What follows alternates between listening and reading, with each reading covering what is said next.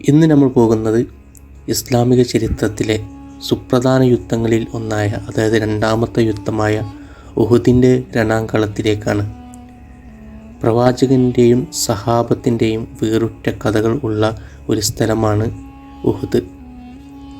ഇവിടെ നമുക്ക് ഉഹുദിലെ പള്ളിയും അതുപോലെ തന്നെ ഉഹുദിൽ മരിച്ച ശുഹദാക്കളുടെ ഖബറും പിന്നെ അതുപോലെ തന്നെ അമ്പെയ്ത്തുകാർ നിന്നിരുന്ന ജമലു റുമാത്ത് എന്ന ചെറിയൊരു പർവ്വതവും നമുക്കിവിടെ പരിചയപ്പെടാം. അപ്പോൾ അതിനു മുമ്പ് എല്ലാവരും വീഡിയോ ലൈക്ക് ചെയ്യുക, കമൻറ്റ് ചെയ്യുക, സബ്സ്ക്രൈബ് ചെയ്യാനും മറക്കരുത്.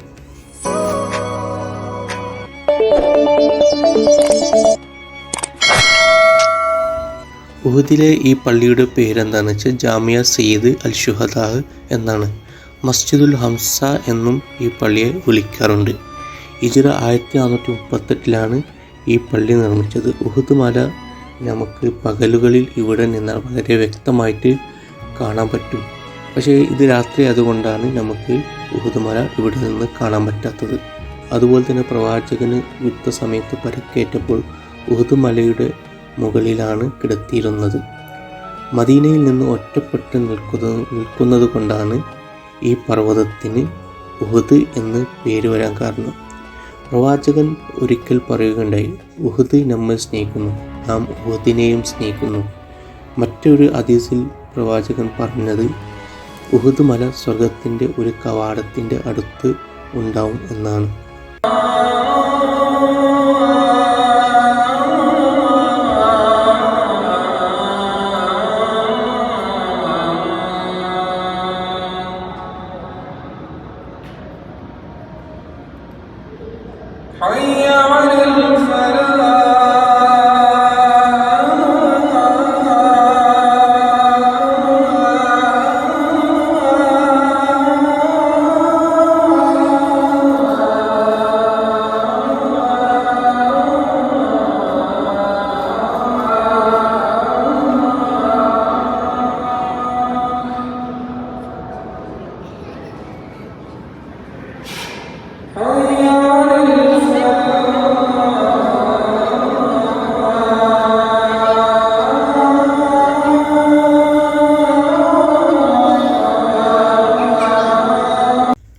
ബദർ യുദ്ധം കഴിഞ്ഞ് പിറ്റേ വർഷം ഹിജ്റ 3 അതായത് ശവ്വാൽ 7 ഉഹുദ് യുദ്ധം നടക്കുന്നത്.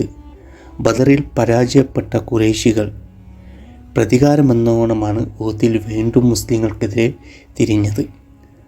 പ്രാഥമിക വിജയം സത്യത്തിന് ഉണ്ടാവുകയും ചെയ്തു, അതായത് മുസ്ലിങ്ങൾക്ക് വിജയം ഉണ്ടാവുകയും ചെയ്തു. പക്ഷേ ആ വിജയം പൂർത്തിയാക്കാൻ ചിലർക്ക് ക്ഷമ ഉണ്ടായിരുന്നില്ല. അവർ പ്രവാചകൻ്റെ കൽപ്പന പോലും വിസ്മരിച്ചു. അങ്ങനെ വിജയം പരാജയമായി മാറുകയാണ് ഉണ്ടായത്. ഇത് ഉഹുദിലെ ഓരോ മണൽത്തരിയെയും കണ്ണുനീർ വാർത്തുകയുണ്ടായി. ജബൽ റുമാത്ത് എന്നതിനർത്ഥം അമ്പെയ്ത്തുകാരുടെ മല എന്നാണ് ഇതിന് അർത്ഥം. ഇതിന് മുമ്പ് ഇതിൻ്റെ പേര് ജബലു ഐനൈൻ എന്നായിരുന്നു. ആദ്യഘട്ടത്തിൽ മുസ്ലിങ്ങൾ നന്നായി പോരാടി വിജയം വരിക്കുകയും അങ്ങനെ ശത്രുക്കൾ പിന്തിരിഞ്ഞു ഓടുകയും ചെയ്തത് കണ്ടപ്പോൾ മലക്ക് മുകളിലുള്ള ഈ 50ഓളം ആളുകളിൽ ഏകദേശം 41 പേര് താഴേക്ക് ഇറങ്ങുകയും അങ്ങനെ യുദ്ധമുതലുകൾ ശേഖരിക്കുന്നതിൽ അവർ ശ്രദ്ധ കേന്ദ്രീകരിക്കുകയും ചെയ്തു. പിന്നെ ഓടിക്കൊണ്ടിരിക്കുന്ന ശത്രുക്കളെ വീണ്ടും ഖാലിദ് ബിൻ വലീദ് ഒരുമിച്ച് കൂട്ടുകയും ഈ സമയത്ത് നമ്മൾ യുദ്ധം ചെയ്താൽ നമുക്ക് തീർച്ചയായിട്ടും വിജയം ഉറപ്പാണ് എന്ന് പറഞ്ഞുകൊണ്ട് വീണ്ടും മുസ്ലിങ്ങൾക്കെതിരെ യുദ്ധത്തിന് പിന്നിൽ കൂടെ ആക്രമണം നയിക്കുകയാണ് ഉണ്ടായത്. പെട്ടെന്നുള്ള ആക്രമണത്തിൽ മുസ്ലിങ്ങൾ ഒന്നടങ്കം പരിഭ്രാന്തമാവുകയും ഛിന്നഭിന്നമാവുകയും ചെയ്തു. ഇവിടെ വെച്ചിട്ടാണ് വഹ്ഷി ഹംസയെ വധിക്കുന്നതും അതുപോലെ തന്നെ ഹിന്ദ് ഹംസയുടെ കരൾ ചവച്ചു തുപ്പിയതും എല്ലാം ഈ ഉഹുദിൽ വെച്ചിട്ടായിരുന്നു. അങ്ങനെ 70ഓളം സഹാബാക്കൾ കൊല്ലപ്പെടുകയുണ്ടായി. അതിൽ 4 മുഹാജിറുകളും 66 അൻസാറുകളും ആണ് ഉണ്ടായിരുന്നത്. ഈ യുദ്ധത്തിലാണ് പ്രവാചകൻ്റെ മുഖത്ത് നിന്ന് രക്തം വന്നതും അതുപോലെ തന്നെ പല്ല് പൊട്ടിപ്പോകുന്നതുമെല്ലാം ഈ ഒരു യുദ്ധത്തിലാണ് ഉണ്ടായത്. അങ്ങനെ മുസ്ലിങ്ങൾക്കിടയിൽ ഒരു പരിഭ്രാന്തി വരികയും അങ്ങനെ പ്രവാചകൻ മരണപ്പെട്ടു എന്ന ഒരു കിംവദന്തി മൊത്തത്തിൽ പരക്കുകയും ചെയ്തു.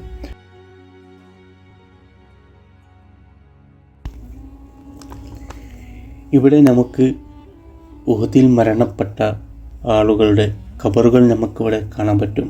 അതിൽ ഇസ്ലാമിൻ്റെ സിംഹം എന്നറിയപ്പെടുന്ന ഹംസ റളിയല്ലാഹു അൻഹു അടക്കം 70ഓളം പേരുടെ ഖബറുകളാണ് നമുക്കിവിടെ കാണാൻ പറ്റുന്നത്. 3000ഓളം വരുന്ന പട്ടാളക്കാരും 200ഓളം വരുന്ന കുതിരപ്പടയാളികളുമായ ഖുറൈശി സൈന്യത്തെ ഏറ്റുമുട്ടിയത് 1000ഓളം വരുന്ന മുസ്ലിം സൈന്യമായിരുന്നു. അതിൽ 300ഓളം പേര് കപടവിശ്വാസികളായിരുന്നു. അതുകൊണ്ട് തന്നെ വയക്ക് വെച്ച് അവർ തിരിച്ചു പോവുകയും ചെയ്തു.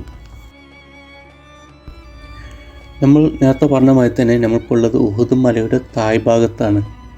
അപ്പോൾ നമുക്ക് രാത്രി ആയതുകൊണ്ടാണ് ഉഹുദ് മല കാണാൻ പറ്റാത്തത്. പകലുകളിൽ നമുക്ക് വളരെ വ്യക്തമായിട്ട് തന്നെ ഈ ഉഹുദ് മല കാണാൻ പറ്റും. 7 കിലോമീറ്ററോളം നീണ്ടു നിൽക്കുന്ന ഒരു മലയാണ് ഉഹുദ് മല. അബ്ദുല്ലാഹിബ്നു ജുബൈറിൻ്റെ നേതൃത്വത്തിൽ 50ഓളം അമ്പെയ്ത്തുകാരെയാണ് ഇവിടെയുള്ള ജബൽ റുമാത്ത് മലക്ക് മുകളിൽ നിർത്തിയിരുന്നത്. അതിനുശേഷം പ്രവാചകൻ പ്രത്യേകം നിർദ്ദേശം നൽകുകയും ചെയ്തു. എന്തു തന്നെ സംഭവിച്ചാലും, അതായത് നമ്മൾ കൊല്ലപ്പെട്ടാലും അതുപോലെ തന്നെ നമുക്ക് വിജയമുണ്ടായാലും ഒരിക്കലും എൻ്റെ കൽപ്പന കൂടാതെ ആരും ഇറങ്ങരുത് എന്നുള്ളത്.